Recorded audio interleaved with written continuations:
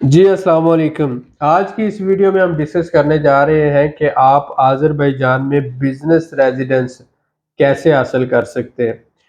आज से पहले आपने सुना था कि अज़रबैजान में पाकिस्तानियों के लिए बिज़नेस रेज़िडेंस मुश्किल हो गई है, बल्कि 99% रिजेक्शन रेट है और बहुत से पाकिस्तानियों को बिज़नेस रेज़िडेंस नहीं मिल रहे। लेकिन आज हम आपको बताने जा रहे हैं वो वजूहात जिस वजह से बिज़नेस रेज़िडेंस पाकिस्तानियों को नहीं मिली, और अब हम माइग्रेशन के साथ मिलकर और उसके साथ-साथ हमारी जो लॉयर्स की टीम है उनके साथ मिलकर और साथ ही साथ हमारे जो प्रोफ़ेशनल साथी हैं, उनके साथ मिलकर हम इस तरह से एक सेटअप बना रहे हैं कि हम एक ऑल इन वन सॉल्यूशन लेके आ रहे हैं, जो रियल बिज़नेसमैन है, जो वाक़ई अज़रबैजान में बिज़नेस करना चाहता है, उसको किस तरह से फैसिलिटेट किया जाए और उसकी जो बिज़नेस रेज़िडेंस की रिक्वायरमेंट है, वो कैसे पूरी की जा सके। तो सबसे पहले तो हम आपके साथ डिस्कस करेंगे कि ये कौन-सी वजूहात हैं, किस वजह से जो है वो अज़रबैजान में बिज़नेस रेज़िडेंस हमारे भाइयों को नहीं मिली। तो इसके लिए हम हमारे साथी जो हैं मिस आमना, इन्होंने डिफरेंट जो है इस हवाले से जो हमारे साथी हैं या ग्रुप मेंबर्स हैं, उनके साथ डिस्कशंस हुई और इन्होंने एक्टिवली पार्टिसिपेट किया है। और हम इस पैनल में डिफरेंट क्वेश्चन लेंगे, आमना का भी सवाल लेंगे, उसके साथ-साथ आप डॉक्टर उस्मान साहब को जानते हैं, आतिफ इस्लाम साहब को जानते हैं। ये हमारी टीम है जो रियल मेंटर हेड ऑफ़िस से यहाँ से हम आपके साथ बात कर रहे हैं। अब बात ये है कि आज के इस मौजू में हमने डिस्कस करना है कि किन वजूहात की वजह से हम पाकिस्तानियों को बिज़नेस रेज़िडेंस नहीं मिलती। जो पैकेज रियल मेंटर आपको दे रहा है उसमें क्या-क्या शामिल है और ऐसी कौन-सी चीज़ें हैं जो इस पैकेज में शामिल नहीं है। तो सबसे पहले शुरू करते हैं आमना से। जी आमना। जी सर। जी सर, मेरा आपसे पहला सवाल ये है कि जी। हमने ये सुना है कि अज़रबैजान में पाकिस्तानियों को बिज़नेस रेज़िडेंस नहीं मिल रही। जी, जी। पाकिस्तानियों को बिज़नेस रेज़िडेंस ना मिलने की वजूहात क्या हैं? हुँ, और सर, अब ये हुँ। कैसे मुमकिन होगा कि कोई पाकिस्तानी बिज़नेसमैन बिज़नेस रेज़िडेंस हासिल कर सके? जी, माशाल्लाह। आमना आपका बहुत अच्छा सवाल है। जी, सबसे पहले तो आपने ये देखना है 4 से 5 बेसिक वजूहात हैं। जी, सबसे पहले हम देखते हैं कि जब भी कोई पाकिस्तानी अज़रबैजान में आता है और वो कंपनी रजिस्टर्ड करवाता है, जी, तो जब कंपनी इनकॉर्पोरेशन हो रही होती है तो उसके लिए पेड अप कैपिटल लिखना होता है। ओके, तो वो कैपिटल लिखता है $100 $200। जी, पेड अप कैपिटल $5000 या $10,000 नहीं लिखता।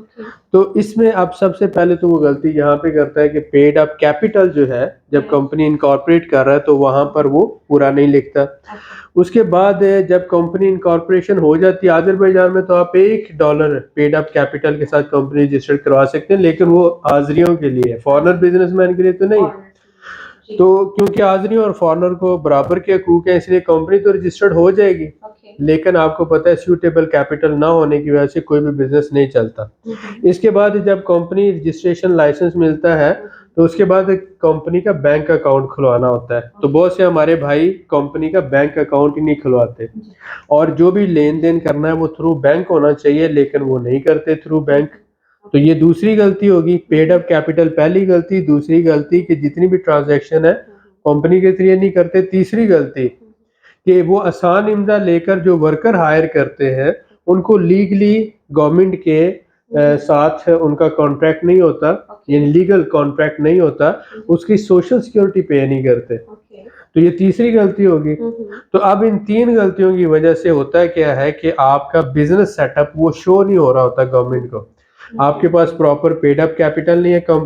कंपनी का बैंक अकाउंट नहीं है, लीगल ट्रांज़ैक्शन नहीं है, आपके पास जो वर्कर है, हुँ, वो लीगल नहीं है, उसका एग्रीमेंट लीगल नहीं है और उसका बाद आपने सोशल सिक्योरिटी पे नहीं की। ओके, उसके बाद आप कंपनी के जो टैक्सेस होते हैं, हुँ, वो हुँ, बहुत ही मिनिमम गवर्नमेंट ने रखे हैं 4%।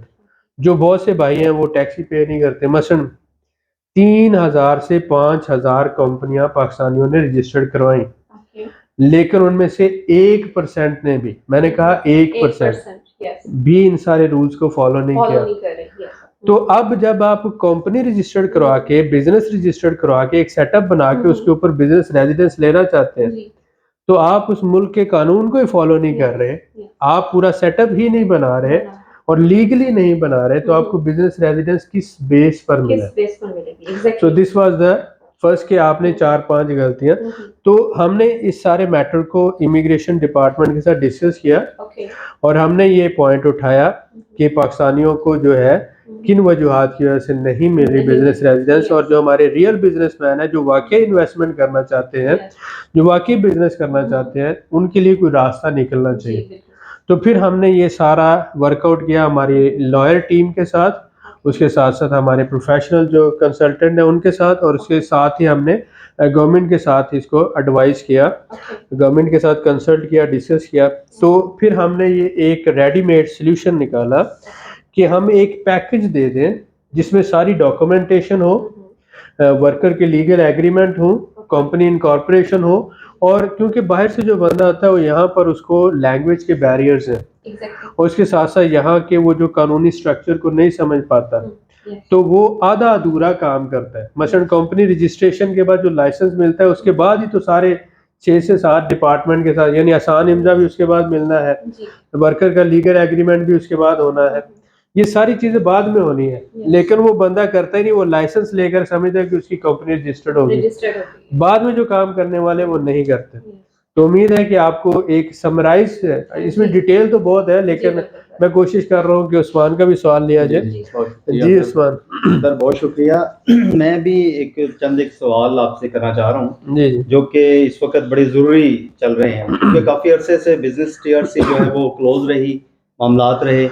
अब चूंकि आपसे कुछ लोगों ने इस्तिफादा भी हासिल किया और आपको फोर्स भी किया, रिक्वेस्ट भी की, और आपने कोई सोल्यूशन निकाल कर लेकर है, ये आपकी सबसे पहली बात है कि बिजनेस रेजिडेंस कभी भी क्लोज नहीं थी। बिजनेस रेजिडेंस खुली हुई थी लेकिन पाकिस्तानियों को नहीं मिल रही थी, और उनको स्पेशली नहीं मिल रही थी, वो पाकिस्तानी हो, इंडियन हो या कोई भी हो, प्रॉपर जो जिनकी डॉक्यूमेंटेशन प्रॉपर नहीं है और जिन्होंने कानून को फॉलो करते हुए बिजनेस सेटअप नहीं बनाया। ठीक है। आपने चाहे बिजनेस सेटअप बनाया है, आपके पास वर्कर भी हैं, आपका एक सपोज करें हॉस्टल है, रेस्टोरेंट है, या कोई भी बिजनेस है, लेकिन जब वो गवर्नमेंट को आपकी जितनी भी ट्रांजैक्शन हो रही है बैंक के थ्रू नहीं हो रही, आपके जो भी वर्कर है लीगल एग्रीमेंट नहीं है, आप गवर्नमेंट को 1 रुपए का भी टैक्स नहीं दे रहे, तो गवर्नमेंट की नजर में तो आप बिजनेसमैन नहीं है। तो फिर आपको किस बेस पे बिजनेस रेजिडेंस मिला? और तो जिनको मिली भी तो फिर उनको कैंसिल कर दी गई, क्योंकि अब देखिए उन्होंने प्रॉपर वे से यूज सही डॉक्यूमेंटेशन के साथ नहीं ली, फेक यानी अंडर द टेबल पैसे दे गए कैसे भी। तो ऐसी सूरत हाल में ये होता है कि वो प्रॉब्लम्स क्रिएट होते हैं। बंद कभी नहीं थी, लेकिन फेक लोग जो होते हैं, यानी फेक लोगों से मुराद ऐसे लोग जिनने फेक डॉक्यूमेंटेशन से या पूरा सही तरह से एक लीगल सिस्टम के तहत अप्लाई नहीं किया, या उनको पता नहीं था, या फिर उन्होंने वो गली मोहल्ले के जो एजेंट होते हैं उनके जरिए अप्लाई किया, प्रॉपर लॉयर के जरिए अप्लाई नहीं किया, प्रॉपर डॉक्यूमेंटेशन नहीं की, और प्रॉपर एक लीगल बिजनेस सेटअप नहीं बनाया, तो फिर उनको बिजनेस रेजिडेंस नहीं मिल रही। ठीक हो गया, ठीक हो गया। सेकंड मेरा आपसे ये क्वेश्चन था कि बिजनेस टीआरसी अप्लाई करने और हासिल करने के लिए कितना वक्त चाहिए, और उसके साथ बिजनेस टीआरसी रेजिडेंस हासिल करने के लिए वीजा कैटेगरी कौन सी होगी? जी माशाल्लाह, बहुत अच्छा सवाल है कि वक्त के हवाले से अगर हम बात करें तो कंपनी रजिस्ट्रेशन में 4-5 दिन का प्रोसेस चाहिए होता है। उसके बाद आपने ऑफिस से अरेंज करना है, उसके बाद आपने वर्कर अरेंज करना है, बैंक अकाउंट खुलवाना है, उसके जो आसान इम्जा लेना है, तो ये सारे प्रोसेसिंग में 3 हफ्ते का टाइम लग जाता है। ठीक है। अगर आपके पास ई वीज़ा 1 महीने का है तो आप शुरू से अगर पहले दिन से ही डेडिकेटेड इसके लिए टाइम लगाएं तो 3 हफ्तों के अंदर अंदर आप पूरी डॉक्यूमेंटेशन मुकम्मल करके अपनी फाइल सबमिट करवा सकते हैं। ठीक है। वैसे तो कंपनी रजिस्ट्रेशन के लिए 3 दिन चाहिए, लेकिन उसकी फाइल प्रिपेयर करने के लिए 2 दिन चाहिए, 5 दिन। तो कंपनी रजिस्ट्रेशन के बाद बैंक अकाउंट भी खुलना है, आसान इम्जा भी लेना है, वर्कर एग्रीमेंट भी होना है, उसके बाद आपने ऑफिस एग्रीमेंट करना है, उसके बाद आपने कोई आगे जो एक्टिविटी शो करनी है, तो ये सारी डॉक्यूमेंटेशन 10-15 दिन लग जाते हैं। तो ऑलमोस्ट आप ये कह लें कि 3 हफ्ते में ये पूरा प्रोसेस मुकम्मल हो जाता है अगर बिजनेसमैन पूरा इसको डेडिकेटेड करे। उसके लिए 10-15 किस्म के डॉक्यूमेंट्स हैं, चखारिश के रहे यानी टाइटल डीड वगैरह, बिजनेस एड्रेस चाहिए होता है, वर्कर चाहिए होते हैं, ये सारी चीजें A to Z वो सारी हमारे पैकेज में शामिल है। ठीक है। तो आपने वक्त पूछा 3 हफ्ते चाहिए Yeah. इसको अप्लाई करने के लिए, और उसके बाद जब आप अप्लाई कर देते हैं तो उसके बाद 3 हफ्ते इमिग्रेशन लेती है आपको बिजनेस रेजिडेंस देने में। ठीक है, लेकिन जिस दिन आप फाइल सबमिट करवा दें उस दिन के बाद आप लीगल हो। लीगल हो जाते तो इसका मतलब ये है कि आपका पासपोर्ट 6 महीने के लिए वैलिड होना वैलिड चाहिए। होना चाहिए, दूसरा आपके पास बिजनेस वीजा होना चाहिए। आपने होना पूछा कि बिजनेस रेजिडेंस के लिए वीजा की कैटेगरी कौन सी है? कैटेगरी क्या है? तो टूरिस्ट वीजा पे आप बिजनेस रेजिडेंस अप्लाई नहीं नहीं कर कर सकते, सकते, चाहे आप ठीक। कंपनी रजिस्टर्ड भी करवा लें। तो तो आपका वीजा की category business business visa visa, होना चाहिए। तो बिल्कुल, वो ई वीजा निकल आता है, हम इस पैकेज में वो ई वीजा भी दे रहे हैं, बिजनेस विजिट वीजा दे रहे हैं, ठीक जिस है, पर आप कंपनी रजिस्टर्ड करवा के ये यानी इस पैकेज में हम ए टू जेड सारी चीजें दे रहे कंप्लीट हैं। आप ए टू जेड यानी वन टू ऑल यानी सारा इसमें हम दे रहे हैं। तो सेकंड उम्मीद है मेरा आपसे सवाल है कि सर बिजनेस पैकेज कौन कौन से आप जो सर्विस दे रहे हैं उसमें जो आपकी सर्विसेज शामिल नहीं है? जी बिल्कुल, ये सवाल का जवाब आपको देंगे, लेकिन इससे पहले आतिफ साहब जी का जी सवाल लेंगे, जी जी उसके बाद ये पैटर्न से चले एक एक सवाल जी और जी ज्यादा बेटर होगी। जी आतिफ साहब। इस सब मेरा मेडिकल के हवाले से सवाल है। जी जी बिजनेस लाइसेंस हासिल करने के लिए कौन से मेडिकल टेस्ट करवाने जरूरी हैं? जी आया कि वो पाकिस्तान से ही करवा के आए या यहाँ आके करवाने चाहिए? ये बहुत अच्छा सवाल है। देखें, मेडिकल टेस्ट अगर आपका क्लियर नहीं होगा तो आपके आने जाने के सारे पैसे ज़ाया हो जाएंगे। आपने आए गए और सारे प्रोसेस में जो जो भी आपका खर्चा है 3,000 4,000 जितना भी, तो वो आपका ज़ाया हो सकता है। सही। तो यहाँ पर मेडिकल टेस्ट होता है हेपेटाइटिस बी, हेपेटाइटिस सी और उसके साथ साथ एड्स, इन सही। तीनों का टेस्ट होता है। ये तीनों नेगेटिव होने चाहिए। सही। तो बेटर है कि आप किसी भी किस्म की, चाहे आप प्रॉपर्टी रेजिडेंस के लिए करें चाहे आप बिजनेस रेजिडेंस के लिए करें, तो सही। आप अपने एहतियाती तौर पर पाकिस्तान में ही पहले से ये करवा लें टेस्ट। सही। तो अल्लाह ना करे अगर किसी बंदे को हेपेटाइटिस बी या सी है तो उसका फिर वो पैसा ज़ाया ना हो, ट्रैवलिंग का और टाइम उसका ज़ाया ना हो। तो hepatitis B, C and AIDS, ये टेस्ट तीनों नेगेटिव होने चाहिए। सही। तो बहुत अच्छा सवाल था आपका, थैंक यू वेरी मच, और आपने माशाल्लाह बड़ा उसको टू द पॉइंट किया। जी सर। सर मेरे कहने का दूसरा क्वेश्चन इसमें से यही था कि ठीक है, पाकिस्तान से टेस्ट करवा के आए वो तो यहाँ हाँ भी ज़्यादा आके बेटर है कि वो वहाँ पे करवा ले अपनी तसल्ली के लिए, ताकि उसका पैसा, लेकिन जो यूज़ होना है वो तो यहाँ पे होना है ना, यहाँ पे। डॉक्यूमेंटेशन में तो यहाँ का, Documentation यहाँ तो लाजमी होगा ना, लेकिन वो आने से पहले करवा ले तो एक एहतियाती तौर पे, ताकि अगर अल्लाह ना करे अगर कोई पॉजिटिव है तो उसका ज़ाया ना हो पैसा और टाइम।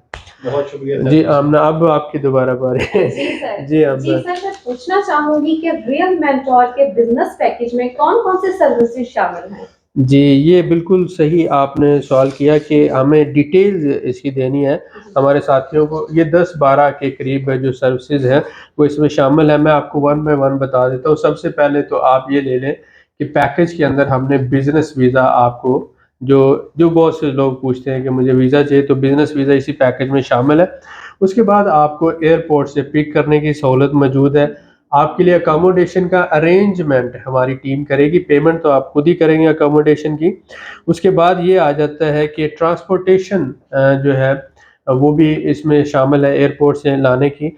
जो आपके डॉक्यूमेंट्स हैं उनकी सारी ट्रांसलेशन वगैरह वो इसके अंदर शामिल है। इसके बाद कंपनी रजिस्ट्रेशन है, बैंक अकाउंट है, आपके लिए वर्कर फाइंड करना है, आपके लिए ऑफिस फाइंड करना है, ये सारी चीज़ें, और फिर कंपनी के लिए जो बिजनेस एड्रेस चाहिए वो इसमें शामिल है। और उसके साथ साथ आपके लिए जो सिफारिश या टाइटल डील या आपका रेजिडेंशियल एड्रेस चाहिए वो भी इसमें शामिल है, यानी कंपनी का बिजनेस एड्रेस भी शामिल है और आपकी जो टाइटल डील है वो भी शामिल है। तो ये सारी चीज़ें आ गई। इसके बाद 6 महीनों के लिए आपकी कंपनी के अकाउंट्स की मैनेजमेंट भी इसके अंदर शामिल है। आसान इम्ज़ा गवर्नमेंट से लेना वो भी इसमें शामिल है, और आपके वर्कर का लीगल एग्रीमेंट करना वो भी इसमें शामिल है, आपका बैंक अकाउंट वगैरह वो भी इसमें शामिल है।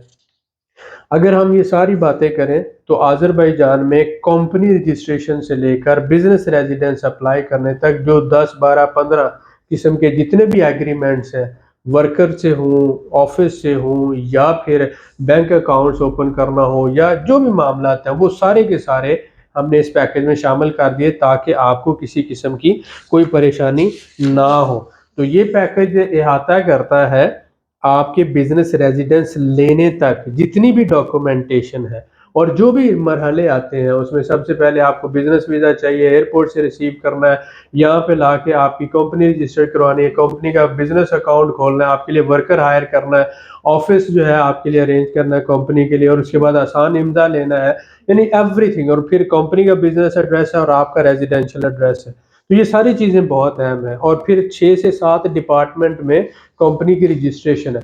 सो एवरीथिंग हमारी लीगल टीम ने इसमें शामिल कर दी ताकि आपके लिए किसी भी किस्म का प्रॉब्लम ना हो और आपकी सक्सेस 100% यकीनी हो जाए। लेकिन 100% यकीनी होने के साथ साथ फिर भी हम कहते हैं कि आप इसे 99% कंसिडर करें।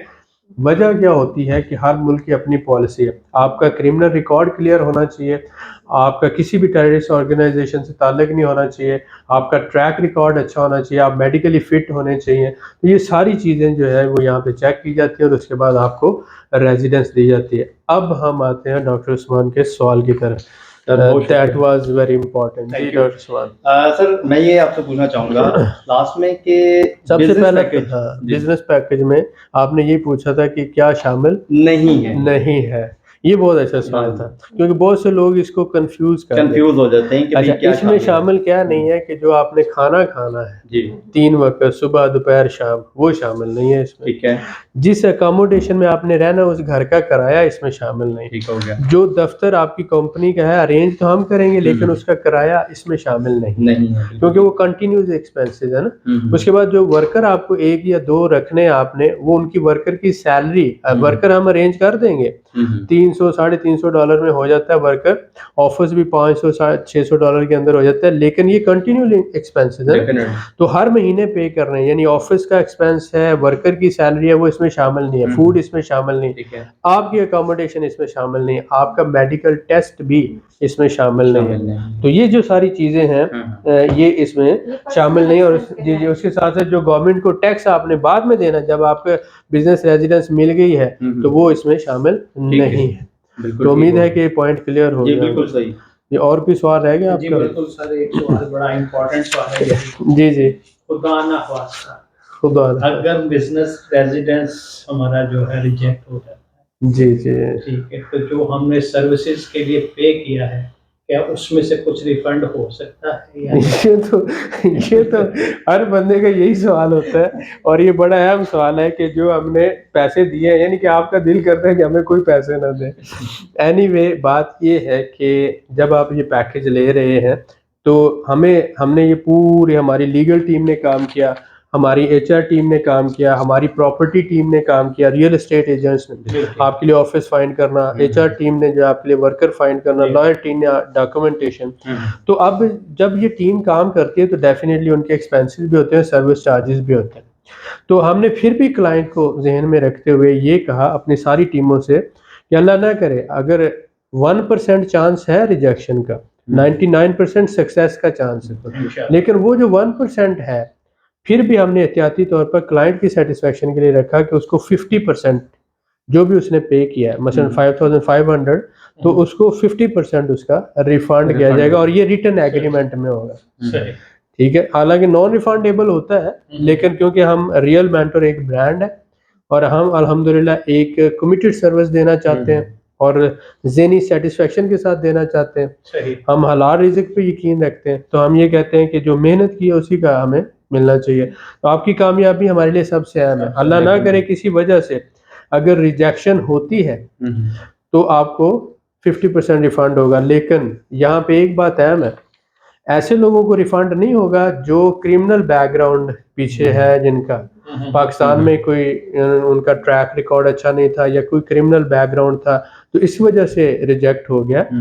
कोई टेक्निकल जो डॉक्यूमेंटेशन है उसकी गलती हो हमारे लॉयर्स की या कोई यहाँ के जो मामला तो कानून हो उसकी हो तो वो 50%। लेकिन अगर वो बंदा उसका ट्रैक रिकॉर्ड अच्छा नहीं है, वो उसका जो जैसे आप पुलिस क्लियरेंस सर्टिफिकेट और ये, तो ऐसी सूरत में नॉन रिफंडेबल हो। जी बहुत शुक्रिया आप सबका बहुत शुक्रिया कि आपने हमारी वीडियो देखी और उसके साथ साथ टीम मेंबर्स ने बड़े ही अच्छे सवाल किए। बिजनेस रेजिडेंस अगर आप लेना चाहते हैं वो भी आज़रबाईजान में 99% आप श्योर हैं, हमारी तरफ से तो 100% है लेकिन हम कहते हैं उसको 99% है क्योंकि 100% तो सिर्फ अल्लाह ताला की ज़ात को पता है। हम इंसान सिर्फ कोशिश कर सकते हैं, लेकिन हमारी कोशिश जो है वो इंशाल्लाह ताला आप सबको कामयाबियाँ दिलाएगी। और ये ऑलमोस्ट 5 से 10 केसेस हम हर महीने शुरू में कर रहे हैं और उसकी अपडेट भी आपके साथ शेयर करते रहेंगे।